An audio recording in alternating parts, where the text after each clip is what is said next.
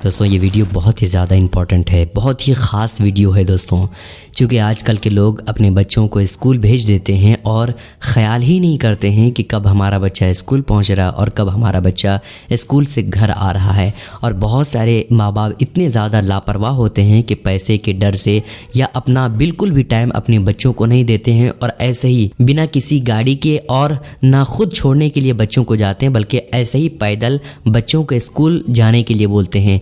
ये वीडियो बहुत ही ज़्यादा इंपॉर्टेंट है दोस्तों। अभी हाल ही में खबर आई है, बिहार में एक ऐसा मामला पूरा खुलासा हुआ है जिसमें 3 साल से कुछ लोग स्कूल में जाने वाली बच्चियों को और दूसरी लड़कियों को बीच रास्ते से उसे उठवा लेते हैं और नशे वाली गोलियां उसे खिला देते हैं और जाकर के देह व्यापार में उसे धकेल दिया जाता है, यानी जिस्म फरोशी की जगह पे बेच दिया जाता है लड़की को। और उस रिपोर्ट में ये खुलासा आया कि गरीब तबका जो होता था उसकी लड़कियों को अगवा किया जाता और उन्हीं लड़कियों को देह व्यापार में बेच दिया जाता था। अब बताइए दोस्तों, आपकी बेटी जिसको आपने बड़ी मेहनत और मुशक्कत के साथ पैदा किया है और बड़ी उम्मीदों से पाला है, कल को अगर आपको ये खबर मिले कि आपकी बेटी गायब है तो आपको कैसा महसूस होगा। इस वजह से वक्त रहते हुए आप खुद को समझिए और अपनी बेटियों की और अपने बेटों की हिफाजत करें।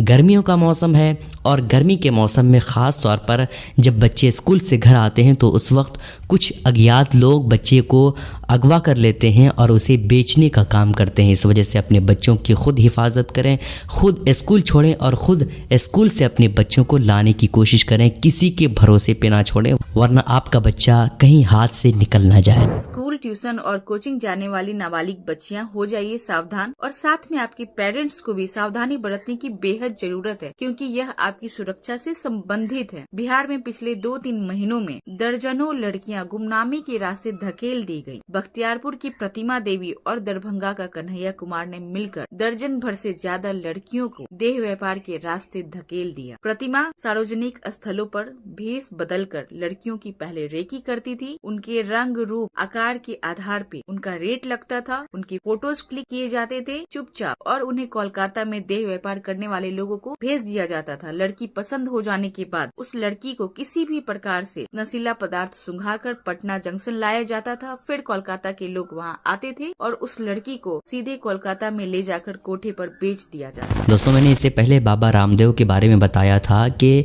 कोर्ट ने उसे बहुत बड़ी फटकार लगाई है, क्योंकि उनके कुछ प्रोडक्ट में ऐसी चीज़ें मिलावट होती है जो इंसानों की सेहत के साथ खिलवाड़ की जाती है। जो चीज़ें प्रोडक्ट के ऊपर लिखी होती है कि ये हेल्थ के लिए अच्छा है, सेहत के लिए अच्छा है, लेकिन वो चीज़ें अंदर में नहीं पाई जाती है, बल्कि उसके ख़िलाफ़ वो चीज़ें पाई जाती है। इंसानों की सेहत के साथ बहुत ज़्यादा नुकसान होता है। वो प्रोडक्ट बाबा रामदेव बेचा करते थे, जिसकी वजह से कोर्ट ने इसको फटकार लगाई और फिर से ये कोर्ट के पास बाबा रामदेव माफ़ी मांगने के लिए गए। लेकिन हैरानी की बात यह है कि काफ़ी बार बार गिड़गिड़ाने के बावजूद भी जज साहब इनकी माफ़ी नामे को कबूल नहीं किए, बल्कि इनको ये कहा गया कि आपको जुर्माना भरना पड़ेगा और साथ ही साथ जो आपके प्रोडक्ट में जो चीज़ें मिसिंग है और जो इंसानों की सेहत के लिए नुकसानदेह है वो चीज़ें आपको हटानी पड़ेगी और आपको जुर्माना भरना पड़ेगा। रामदेव बाबा का माफ़ीनामा फिर ठुकरा दिया गया। अब बाबा रामदेव क्या करेंगे वो सोचने वाली बात है। खैर, बाबा रामदेव को समझ जाना चाहिए कि भाई जब मार्केट में प्रोडक्ट ला रहे हैं तो उसकी प्योरिटी का भी ख्याल रखें। आप इसके बारे में क्या कहेंगे, हमें नीचे कमेंट करके ज़रूर बताइए। बाबा जी, कोर्ट ने आपसे बात की, कोर्ट ने आपसे बात की, आप कुछ कहना चाहेंगे बाबा जी? कोर्ट ने कहा ना, अब उम्मीद है कि अब कोर्ट आपके वो माफीनामे को एक्सेप्ट कर लिया है कोर्ट ने, उम्मीद की जा सकती है। आपको न्यायपालिका पर बोला ना, न्यायपालिका पे भरोसा है आपको?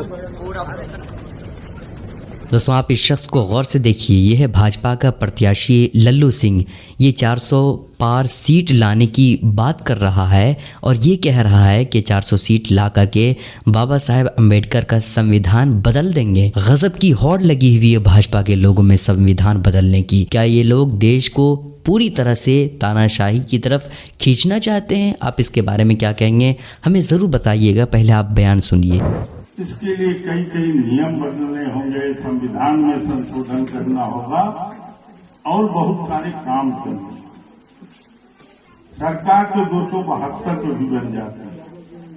लेकिन 272 की सरकार संविधान में संशोधन नहीं कर सकती। उसके लिए 2/3 बहुमत से अधिक सीट चाहिए या नया संविधान बनाना।